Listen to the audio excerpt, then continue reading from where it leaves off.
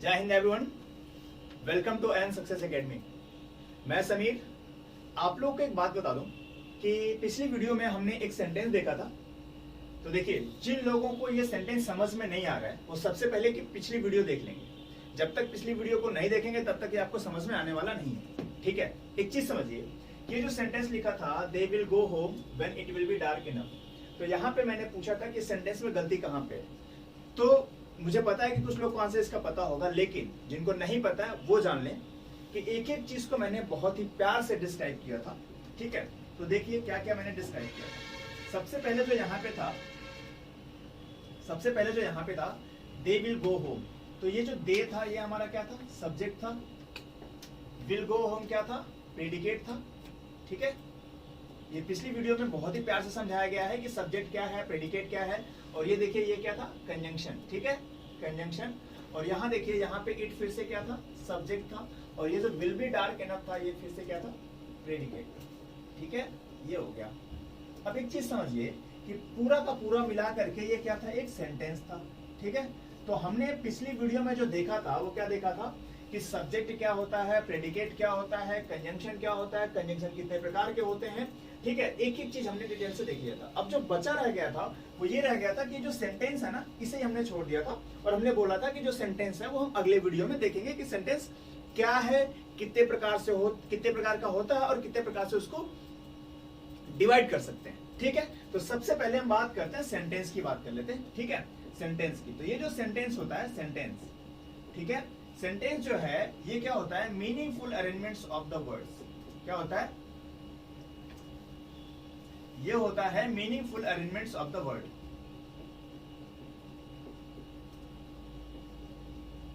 Meaningful arrangements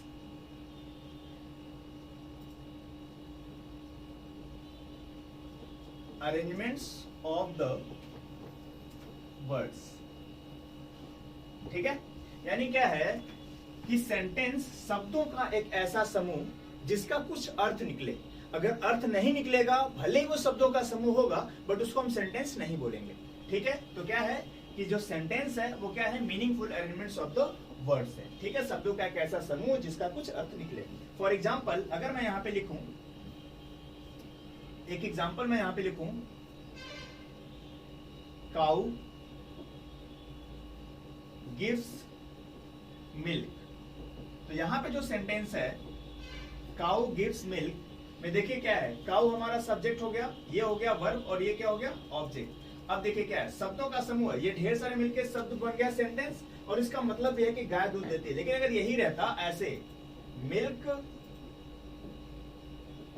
gives काऊ, तो ये क्या हो जाएगा, ये गलत हो जाता है। ठीक है, क्यों, क्योंकि भाई दूध गाय नहीं देता है।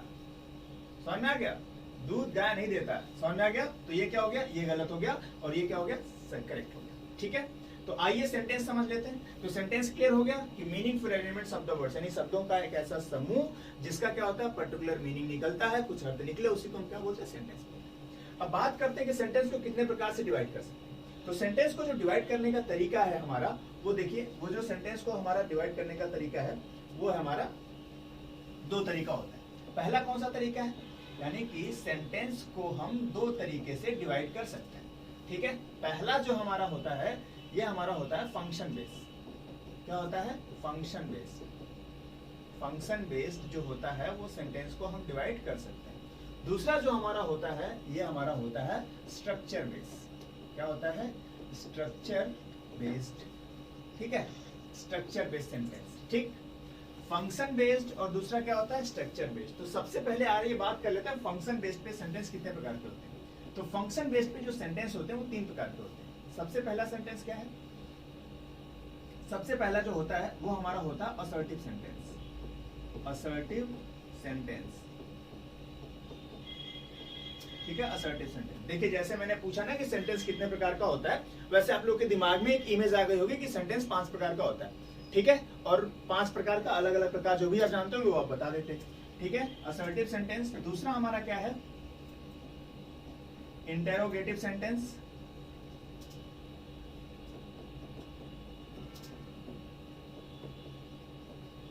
Interrogative sentence.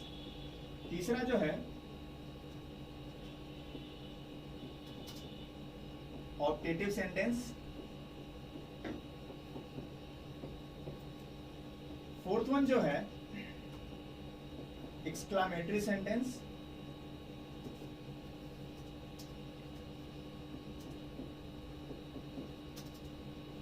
और फिफ्थ वन जो है इंपरेटिव सेंटेंस। इंपरेटिव सेंटेंस, ठीक है। क्योंकि जो हम सेंटेंस की बात कर रहे थे, जो हमारा पहला वाला सेंटेंस था, यानी जो ये वाला सेंटेंस था, इस सेंटेंस को करेक्ट करने के लिए क्योंकि हमें कुछ चीजों की जानने की जरूरत थी, जो कि मैंने पहले बताया था। सब्जेक्ट क्या होता है, प्रेडिकेट क्या होता है, कंजंक्शन, ठीक है। तो सेंटेंस में जो हमारा दूसरा वाला टाइप है, यानी ये वाला जो टाइप है, इसको बहुत डीप में जानने की जरूरत नहीं है, ठीक है। लेकिन फिर भी चूंकि यहाँ पे हम बात कर रहे हैं, तो इसके बारे में थोड़ा सा मैं आपको बता देता हूँ। तो देखिए, सबसे पहले जो असर्टिव सेंटेंस है ना, असर्टिव सेंटेंस जो होता है वो होता है टू टाइप का, ठीक है। टू टाइप का कौन कौन सा? एक्चुअली जो असर्टिव सेंटेंस होता है, ये होता है एक स्टेटमेंट। क्या होता है? स्टेटमेंट होता है, ठीक है। ये जो स्टेटमेंट है, स्टेटमेंट हमारा दोनों हो सकता है। स्टेटमेंट हमारा क्या हो सकता है? पॉजिटिव भी हो सकता है, निगेटिव भी हो सकता है। जैसे अगर मैंने बोला कि मैं जाता हूं, ये स्टेटमेंट हो गया, तो यही सेम स्टेटमेंट मैं ये भी तो बोल सकता हूं, मैं नहीं जाता हूं, ठीक है। तो ये स्टेटमेंट पॉजिटिव भी हो सकता है, नेगेटिव हो सकता है। इसीलिए इसको हम क्या बोलते हैं? एक हम बोलते हैं अफर्मेटिव और दूसरा हम क्या बोलते हैं? नेगेटिव, ठीक है। एक अफर्मेटिव हो गया, दूसरा नेगेटिव हो गया। और इसी अफर्मेटिव को एक और नाम से जानते हैं, जिसको हम क्या बोलते हैं? पॉजिटिव सेंटेंस, ठीक है। क्या होता है? Positive sentence. तो ये क्या है ना कि जो असर्टिव सेंटेंस है, असर्टिव सेंटेंस क्या होता है? स्टेटमेंट होता है। और स्टेटमेंट जो होता है वो पॉजिटिव भी हो सकता है, तो पॉजिटिव मतलब अफर्मेटिव या फिर पॉजिटिव, और दूसरा क्या होता है? Negative sentence. यानी असर्टिव सेंटेंस के दो पार्ट होते हैं, एक हम क्या बोलते हैं? अफर्मेटिव, दूसरा क्या बोलते हैं? नेगेटिव बोलते हैं। बात समझ में आ रही है यहाँ तक? अगले पे आइए। अगला हमारा क्या है? Interrogative sentence. इंटरोगेटिव सेंटेंस हम क्या करते हैं? To ask a question. क्या करने के लिए? टू आस्क अ क्वेश्चन, यानी कि जब हम किसी से क्या करते हैं? कुछ क्वेश्चन पूछना होता है, ठीक है। जब क्वेश्चन पूछना होता है तो हम इंटरोगेटिव सेंटेंस का यूज करते हैं, ठीक है। जैसे how, when, where, why, etcetera, ठीक है। अब हमारा आता है ऑप्टेटिव सेंटेंस और क्या आता है? Exclamatory sentence. ऑप्टेटिव सेंटेंस देखिए क्या होता है। जब हम किसी को क्या करते हैं? वेलकम करते हैं। क्या करते हैं? वेलकम करते हैं, ठीक है। उसके साथ हम क्या करते हैं? ग्रीटिंग करते हैं, अभिवादन करते हैं, ठीक है। फिर क्या करते हैं? कर्स। समझ में आ गया? तो ये क्या है? अभिशाप देते हैं, वरदान देते हैं, है ना। तो ये हमारा क्या होता है? ऑप्टेटिव सेंटेंस में आता है। Exclamatory sentence. एक्सक्लेमेटरी सेंटेंस ऐसे सेंटेंस होते हैं जिसकी आप एक्सपेक्टेशन नहीं रखते हैं वही हो जाए, ठीक है। जिसकी आप एक्सपेक्टेशन नहीं रखते हैं वही हो जाए, उसी को हम क्या बोलते हैं? एक्सक्लेमेटरी सेंटेंस बोलते हैं। जैसे आपकी गर्लफ्रेंड आपके दोस्त के साथ भाग गई, तो ये क्या हुआ? ये आपने एक्सपेक्ट नहीं किया था लेकिन हो गया, तो वो क्या हो गया? एक्सक्लेमेटरी सेंटेंस हो गया। बात समझ में आ रही है?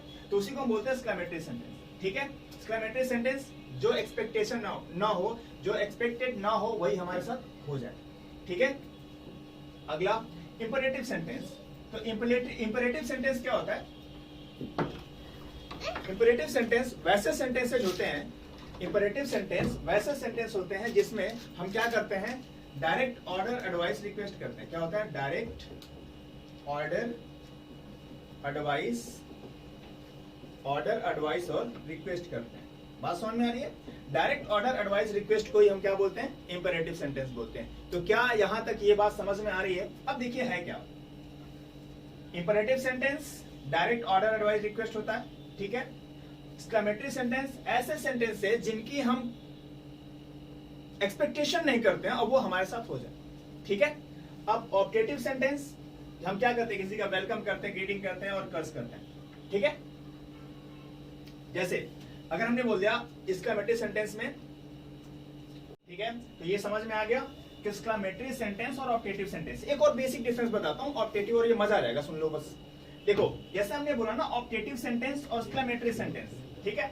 ऑप्टेटिव सेंटेंस और एक्सक्लेमेटरी सेंटेंस में एक छोटा सा डिफरेंस ये भी होता है। डिफरेंस क्या होता है कि ऑप्टेटिव सेंटेंस में हम कोई चीज बड़े सोच समझ के बोलते हैं, लेकिन एक्सक्लेमेटरी सेंटेंस में बिना सोचे समझे कोई बात बोल देते हैं। फॉर एग्जाम्पल, जैसे मान लो आप रोड पे चल रहे हो, ठीक है, रोड पे चल रहे हो और अचानक पैर में चोट लग गई। अब जब अचानक पैर में चोट लग गई तो पता है अब क्या बोलते हैं, अरे यार, अरे मम्मी, ठीक है। तो ये जो आप बोलते हो, अगर कुछ नहीं निकलता है ना तो मुंह से गाली तो निकल ही जाती है, ये तो ह्यूमन नेचर, ठीक है। तो अब देखिए है क्या कि अगर गाली निकल गई तो वो आपने दिया नहीं, वो जानबूझ के नहीं बोला आपने, बस वैसे निकल गया, ठीक। दूसरा देखो ऑप्टेटिव सेंटेंस। अब क्या है कि ऑप्टेटिव सेंटेंस में तो वो जो हमने जो बिना सोचे समझे जो बोल दिया ना, वो क्या हमारा एक्सक्लेमेटरी सेंटेंस है, ठीक है। दूसरा ऑप्टेटिव की अगर हम बात करें तो ऑप्टेटिव में क्या है ना कि सोच समझ के बोलते हैं किसी काम को। अब मान लो चोट लगी है, पैर में पूरा ब्लीडिंग हो रहा है, और आप रोड पे कोई बंदा जा रहा है और आपने उसको हाथ दिया, ठीक है, लिफ्ट मांगा आपने उससे। अब वो क्या होगा कि नहीं रोका, अब नहीं रोका तो आप उसके लिए एक अच्छा शब्द यूज करेंगे, है कि नहीं। तो जो शब्द आप यूज करेंगे ना अच्छा वाला, वो क्या है, सोच समझ के बोल रहे हो तो उसी को हम क्या बोलेंगे, ऑप्टेटिव सेंटेंस। बात समझ में आ रही है। दूसरा, अगर मान लेते हैं उसने रोक दिया, अगर रोक दिया तो भी क्या करेंगे, तो भी आप अच्छा वाला शब्द यूज करेंगे। तो जो अच्छा वाला शब्द यूज करेंगे ना, वही हमारा क्या है, ऑप्टेटिव सेंटेंस है। बात समझ में आ गई। तो जब हम किसी बात को सोच समझ के बोलते हैं तो ऑप्टेटिव सेंटेंस, बिना सोचे समझे बोल दिया तो एक्सक्लेमेटरी सेंटेंस। क्या यहां तक ये बात समझ में आ गई? चलिए अब यहां पे हम बात करते हैं किसकी, अब हम बात करते हैं स्ट्रक्चर बेस्ड सेंटेंसेस की। स्ट्रक्चर बेस्ड सेंटेंसेस को समझते हैं एक बार कि क्या है ये, ठीक है। स्ट्रक्चर बेस्ड सेंटेंस को समझते हैं, या इसको एक काम करते हैं कि इसको यहां देखते हैं, स्ट्रक्चर बेस्ड सेंटेंसेस, ठीक है। तो आते हैं स्ट्रक्चर,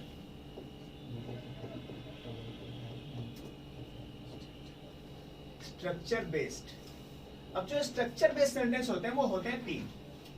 कौन कौन से, ध्यान से समझिएगा। एक हमारा होता है सिंपल सेंटेंस। क्या होता है, सिंपल सेंटेंस, ठीक है, सिंपल सेंटेंस। और दूसरा हमारा होता है कंपाउंड सेंटेंस। क्या होता है, कंपाउंड सेंटेंस। तीसरा जो हमारा होता है कॉम्प्लेक्स सेंटेंस। क्या होता है, कॉम्प्लेक्स सेंटेंस, ठीक है। अब आइए, simple sentence, compound sentence, complex sentence क्या होता है, एक एक चीज को बहुत ही प्यार से समझेंगे, ठीक है, क्योंकि मुझे प्यार से सिखाने में बहुत चीज मजा आता है। देखिए सिंपल सेंटेंस क्या होता है, तो इसको पहचानने का तरीका होता है, it comes with one subject and one main verb. यानी क्या हुआ कि किसी सेंटेंस में अगर एक लिखा हुआ है, किसी सेंटेंस में अगर एक सब्जेक्ट आए और एक वर्ब आए तो उसको हम क्या बोलते हैं, सिंपल सेंटेंस। एग्जांपल देख लो, मैंने यहां पे लिखा Rahul Yeats a mango. Season चल रहा है, राहुल क्या है, सब्जेक्ट हो गया, ईट्स देखो क्या है, वर्ब हो गया। अब ये क्या है, वर्ब है, और ये क्या है, मेन वर्ब है। तो राहुल ईट्स अ मैंगो, ये जो हमारा सेंटेंस हो गया, क्या हो गया, सिंपल हो गया, ठीक है, सिंपल सेंटेंस हो गया। एक और एग्जांपल पूछने का मन कर रहा है, पूछ ही लेते हैं, ठीक है। तो जो क्वेश्चन है वो ये है, does Rahul eat a mango, ठीक है।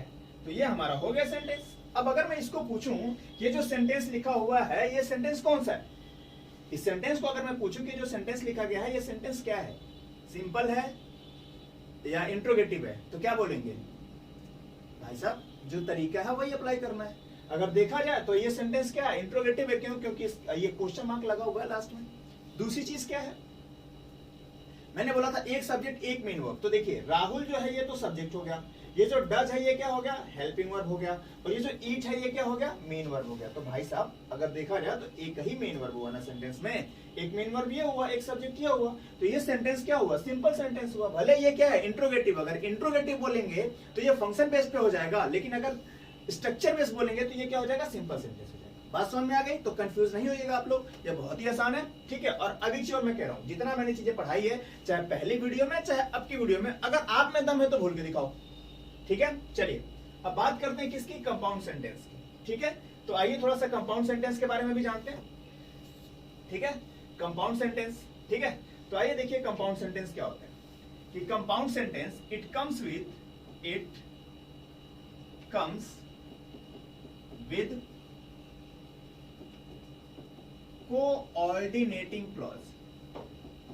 Coordinating clause. अब समस्या इस बात की है, इट कम्स विद तो समझ में आ रहा है कि साथ में आता है, किसके साथ आता है, कोऑर्डिनेटिंग क्लॉज। तो कोऑर्डिनेटिंग क्लॉज है क्या, तो कोऑर्डिनेटिंग क्लॉज को मैंने बताया था कि ऐसी क्लॉज जो कोऑर्डिनेट कंजंक्शन के साथ है। तो कोऑर्डिनेट कंजंक्शन भाई अगर नहीं पता चल रहा है तो इसके लिए आपको पहली वीडियो देखनी पड़ेगी, ठीक है, पहली वीडियो देखेंगे तभी आपको ये समझ में आएगा, अदरवाइज समझ ही नहीं, आगे कहने की जरूरत ही नहीं कुछ, ठीक है। कोऑर्डिनेटिंग क्लॉज, देखिए कोऑर्डिनेटिंग क्लॉज को अगर हम आसान भाषा में यहां पे समझाने की कोशिश करें तो विद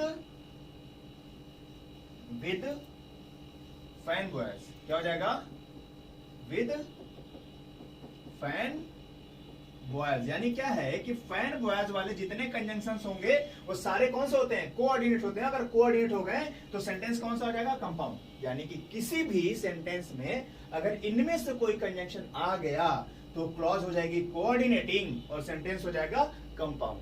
बात समझ में आ गई, अगला आ जाइए कंपाउंड समझते हैं। कंपाउंड के लिए हमें लिखना पड़ेगा it comes with subordinating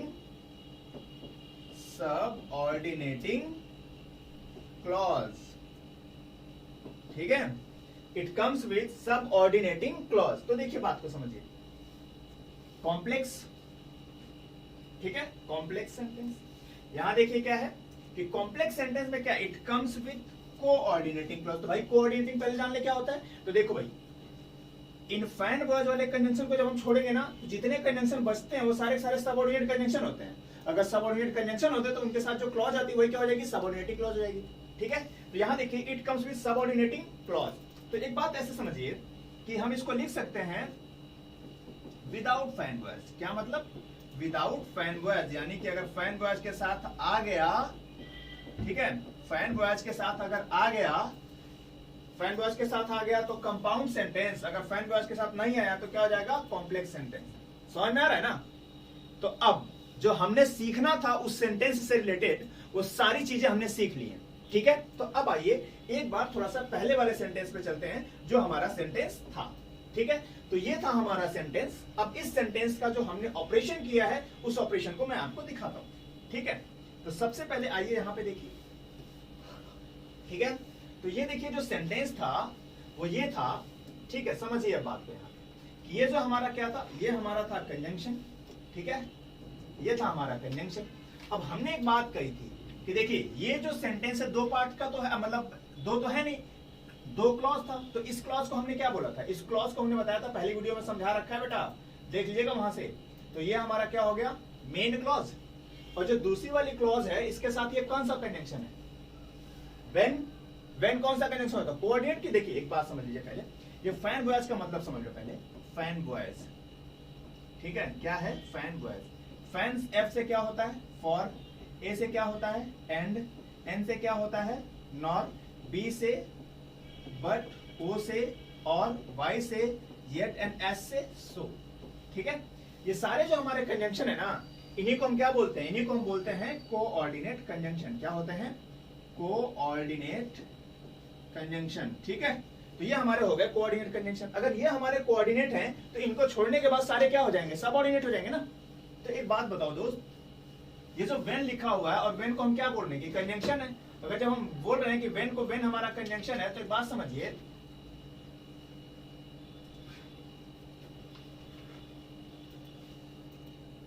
when conjunction इनमें से तो नहीं है। अब अगर इनमें से नहीं हो तो कोऑर्डिनेट तो हो ही नहीं सकता, हुआ क्या, सबऑर्डिनेट। अब अगर ये सबऑर्डिनेट हो गया तो ये जो क्लॉज हो जाएगी वो कौन सी क्लॉज जाएगी, ये क्लॉज हो जाएगी सबऑर्डिनेटिंग। क्या हो जाएगा, सबऑर्डिनेटिंग क्लॉज। अब आप मुझे बताओ मेरे दोस्त, अभी अभी मैंने बताया है कि अब सेंटेंस ये कौन सा होगा, ये सेंटेंस कौन सा होगा, कैसे पता भाई, अभी बताया था कि अगर कोऑर्डिनेट, आ जाओ दिखाते हैं, आप यही बताया हूं ना कि देखो कंपाउंड सेंटेंस कब होगा, जब उसके साथ कंजंक्शन फैन बॉयज आएगा।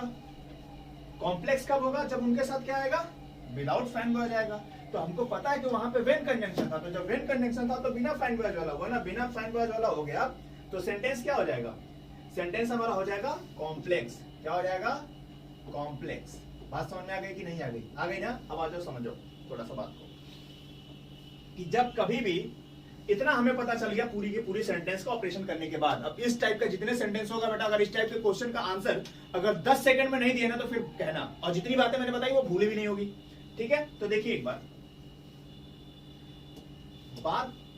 इतनी सी है, ठीक है, कि ये जो हमारा सेंटेंस हो गया कॉम्प्लेक्स और ये हमारा हो गया मेन क्लॉज, ये हमारा हो गया सबऑर्डिनेटिंग क्लॉज। तो समझिएगा बात को, कभी भी कोई भी सेंटेंस अगर कॉम्प्लेक्स हो, क्या हो, कभी भी कोई भी सेंटेंस अगर क्या हो, कॉम्प्लेक्स हो, तो कॉम्प्लेक्स सेंटेंस में क्या होता है ना कि जो मेन क्लॉज होता है, जो बोल रहा हूं मैं बात, उसको बहुत ही ध्यान से सुनेंगे तो इस टाइप के क्वेश्चन का आंसर बहुत ही कम टाइम में कर पाएंगे आंसर, अदरवाइज आपसे आंसर नहीं होगा। जैसे पहले कंफ्यूज थे वैसे अभी भी कंफ्यूज रहेंगे। तो ध्यान से सुनिएगा इस बात को, कभी भी सेंटेंस हमारा क्या हो, कॉम्प्लेक्स हो।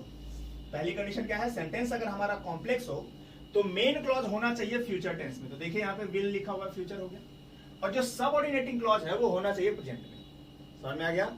यानी कभी भी सेंटेंस हमारा कॉम्प्लेक्स हो और दो एक्शन फ्यूचर के हो, दो एक्शन फ्यूचर के हो, यानी देखो क्या कह रहा है, they will go home when it will be dark enough. यानी क्या होगा, वे लोग घर जाएंगे कब, जब अंधेरा हो जाएगा। यानी जब भैया अंधेरा हुआ नहीं है और वो अभी घर गए हैं, तो दोनों काम कब होने हैं, फ्यूचर में होने हैं। तो जब कभी भी सेंटेंस हमारे क्या हो, दो हो और दोनों एक्शन किसके हो, फ्यूचर के हो, तो जो मेन क्लॉज वाला एक्शन होता है उसको हम लिखते हैं फ्यूचर में। तो ये देखिए ये हमारा है मेन क्लॉज, इसको हमें किस में लिखना पड़ेगा, फ्यूचर में। तो ऑलरेडी ये फ्यूचर में लिखा हुआ है, तो सही है। दूसरा, और जो सबऑर्डिनेटिंग क्लॉज है उसको हमें लिखना पड़ेगा किसमें, प्रेजेंट में। तो जब प्रेजेंट में लिखना पड़ेगा तो देखिए यहाँ पे गलत लिखा हुआ है, यहाँ पे क्या लिखा हुआ है, विल भी लिखा हुआ, और ये हमारा क्या हो जाएगा, गलत। क्यों? क्योंकि इसको हमें किसमें लिखना पड़ेगा, प्रेजेंट में। जब प्रेजेंट में लिखेंगे तो इस विल बी की जगह हमें क्या लिखना पड़ेगा, इज लिखना पड़ेगा। क्या लिखना पड़ेगा, इज लिखना पड़ेगा। They will go home when it will be dark enough की जगह हो जाएगा इट इज डार्क इनफ। तो क्या यहां तक ये बात समझ में आ गई आपको? अगर आ गई तो अगला क्वेश्चन मैं आपको लिखने जा रहा हूं, ठीक है, और उसका आंसर तुरंत करेंगे आप, ठीक है। तो देखिए, और हाँ यहाँ पे एक चीज समझिए, कुछ लोग को एक चीज और नहीं समझ में आ रहा होगा कि सर यहाँ पे तो बी था तो आप यहाँ पे इज क्यों लिख दिए, तो उसके लिए भी है भाई साहब, देख लीजिए। कभी भी देखिए विल के साथ विल हो गया, शैल हो गया, ठीक है, विल और शैल के साथ अगर यहाँ पे हमने बी यूज किया हुआ है, ठीक है, विल और शैल के साथ अगर हमने बी यूज किया हुआ है तो ये जो दोनों है ना वो किस में होंगे, फ्यूचर में होंगे, ठीक है, फ्यूचर में होंगे। तो इधर जब हम इसको प्रेजेंट में लिखेंगे, किस में लिखेंगे, जब हम इसको प्रेजेंट में लिखेंगे ना, तो प्रेजेंट में हम लिखेंगे क्या, हम इसको लिख सकते हैं, इज भी लिख सकते हैं, एम भी लिख सकते हैं और आर भी लिख सकते हैं, कुछ भी लिखेंगे प्रेजेंट में। यानी फ्यूचर में विल शैल के साथ अगर बी आया हुआ है तो प्रेजेंट में लिखेंगे इज एम आर लिख देंगे, इस बी की जगह, इन दोनों की जगह हटा करके क्या लिखेंगे, इज एम आर लिखना पड़ेगा। अब भाई साहब हमको कैसे पता कब इज एम कब आर, तो देखिए अगर सिंगुलर सब्जेक्ट होगा तो इज लिखिएगा, आई आ गया तो एम लिखिएगा, बाकी प्लूरल सब्जेक्ट हो गया तो आर लिखिएगा। तो यहाँ पे देखिए इट लिखा हुआ था ना, तो इट लिखा हुआ था तो विल बी की जगह हमें क्या प्रेजेंट में चेंज करना था, तो विल बी की जगह हमें क्या लिखना पड़ेगा, इज, क्योंकि इट क्या है, सिंगुलर सब्जेक्ट है, इसलिए हमने इट इज लगा दिया। बात समझ में आ गई? तो देखिए इस बात को भी ध्यान रखिएगा, इसको ध्यान में नहीं रखेंगे तो फिर गड़बड़ हो जाएगा। समझ में आ गया? ये बात समझ में आ गई। अब एक और क्वेश्चन लिखता हूं, उसका आंसर आप ही लोग को करना है, ठीक। जो बात मैं तभी से समझाना चाह रहा हूं उसको एक बार फिर से समझिए। क्या समझिए? कभी भी सेंटेंस हमारा कॉम्प्लेक्स हो, क्या हो, कभी भी सेंटेंस हमारा कॉम्प्लेक्स हो और दोनों के दोनों एक्शन फ्यूचर के हो, तो जो मेन क्लॉज वाला एक्शन होगा उसको लिखेंगे फ्यूचर में, और जो सबऑर्डिनेटिंग क्लॉज वाला एक्शन होगा उसको किस में लिखेंगे, प्रेजेंट में लिखेंगे। क्या ये बात समझ में आ गई ना इतनी? अब आइए क्वेश्चन देखते हैं, तभी हमें पता चल पाएगा कि आप जो पढ़े हैं, जो सीखे हैं, वो आप 100% उस पर आपका कमांड है कि नहीं है। तो आइए देखते हैं क्वेश्चन, ठीक है, ठीक है। क्वेश्चन ये है,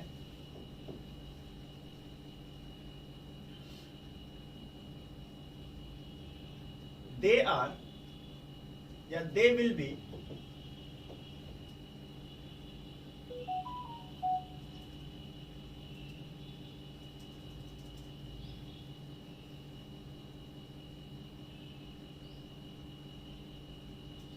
या ऐसे लिख दो, दूसरा सेंटेंस लिख दो,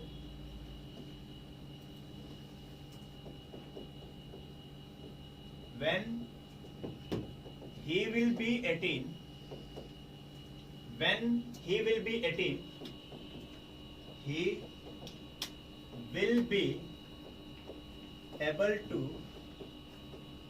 vote, when he will be 18 he will be able to vote. ठीक है, इस क्वेश्चन का आंसर करना था, और जो आंसर करना था वो सिर्फ 10 सेकंड में करना था। ठीक है, तो हमें पता है कि जिन लोगों ने पहली और दूसरी वीडियो भी मतलब पहले वाली वीडियो जिसने देख रखी है और अभी जो देख रहा है उसका आंसर उसका आ चुका होगा, मुझे पता है। ठीक है, तो समझते हैं।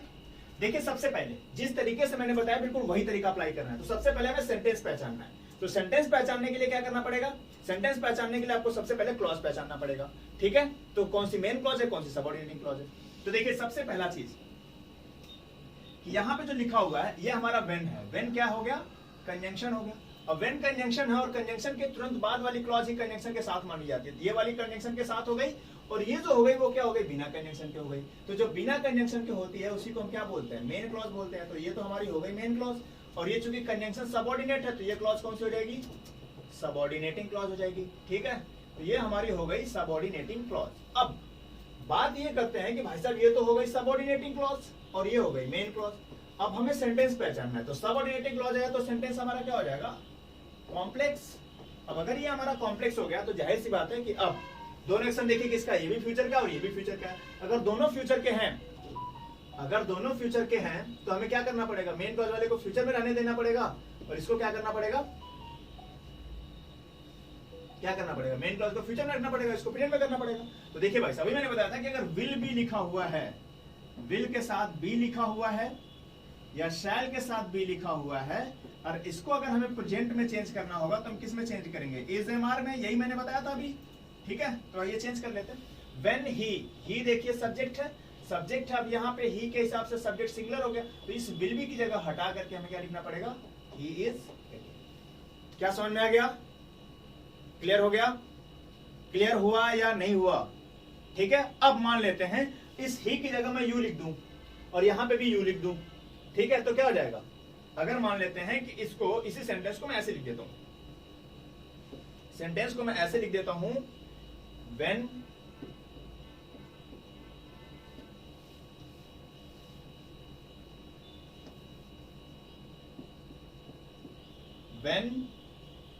you will be 18 you will be able to vote। तो मुझे पता है कि अब तक जितने बच्चे शुरू से देख रहे होंगे वो आंसर मार चुके होंगे। ठीक है, तो कुछ नहीं करना भाई, सेम चीज तरीका है। देखो, व्हेन कंजंक्शन है कौन सा? कोऑर्डिनेट, अरे सबऑर्डिनेट, तो ये कंजंक्शन के साथ हो गई तो सबऑर्डिनेटिंग क्लॉज। ये कौन सी क्लॉज? मेन क्लॉज हो गई, वो सबऑर्डिनेटिंग क्लॉज हो गई। सेंटेंस क्या हो जाएगा? कॉम्प्लेक्स हो जाएगा। अब अगर ये हमारा कॉम्प्लेक्स सेंटेंस हो गया, जब ये कॉम्प्लेक्स हो गया तो इधर देखो कौन सा हो गया? Complex sentence. ये भी फ्यूचर, मेन क्लॉज को किस में रखना है? फ्यूचर में। इसको लिखना है प्रेजेंट में। यू है, यू के हिसाब से हटाओ, इसको लिख दो यहाँ पे, हो गया आंसर। ठीक है, तो ये चीजें हैं कि इस टाइप का क्वेश्चन चाहे जहां से क्वेश्चन मिले भाई साहब, जहां से जहां का, ये जो मैंने बताया ना, इस पे क्वेश्चन का आंसर 100% आएगा, और 100% के साथ साथ पता है मात्र 10 सेकंड में आएगा, मात्र 10 सेकंड। ठीक है, और ये वो नहीं है कि भन्ने आंसर मारने वाला काम नहीं है। यहां पे जो हमने सीखा है वो बिल्कुल कॉन्सेप्चुअल सीखा है, और कॉन्सेप्ट के साथ 10 सेकंड में आप आंसर कर पाएंगे। ठीक है, चलिए, मुझे पता है, तो मैं चाहूंगा कि एक दो एग्जांपल और देख लेते हैं, तब और ज्यादा मजा आएगा। ठीक है, चलिए, तो एक और एग्जांपल देखते हैं। क्वेश्चन ये है, they will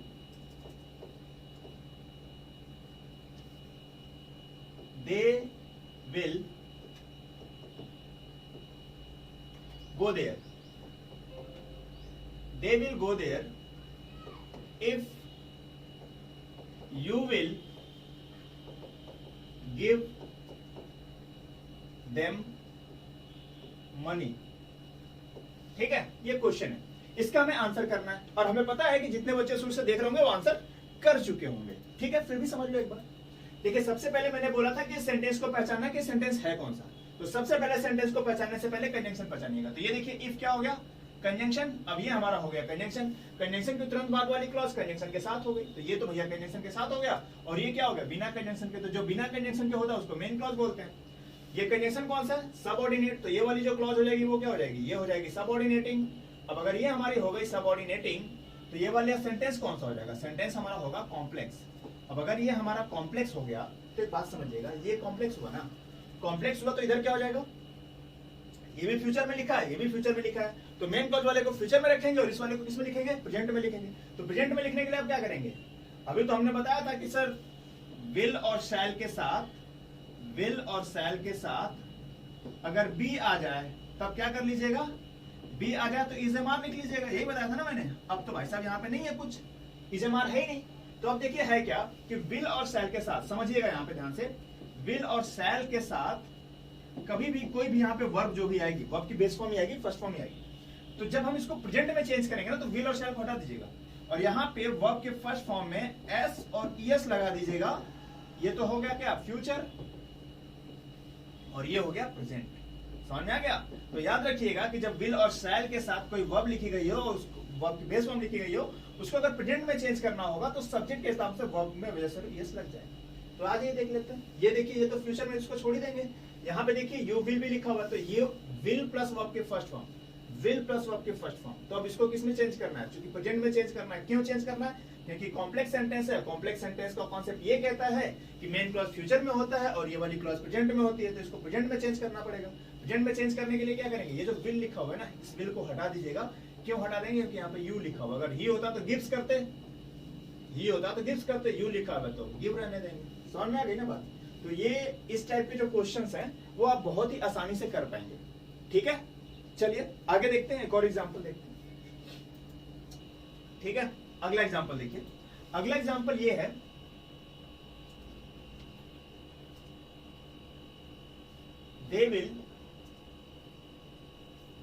they will play the match, they will play the match if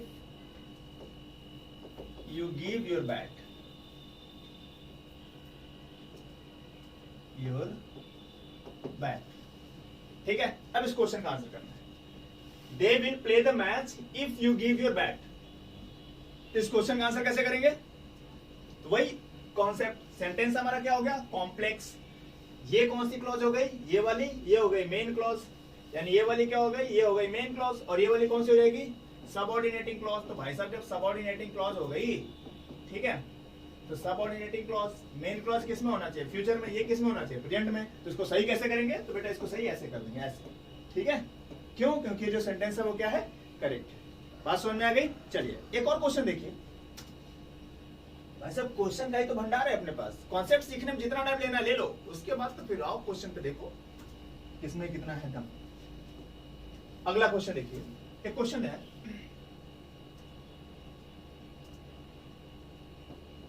they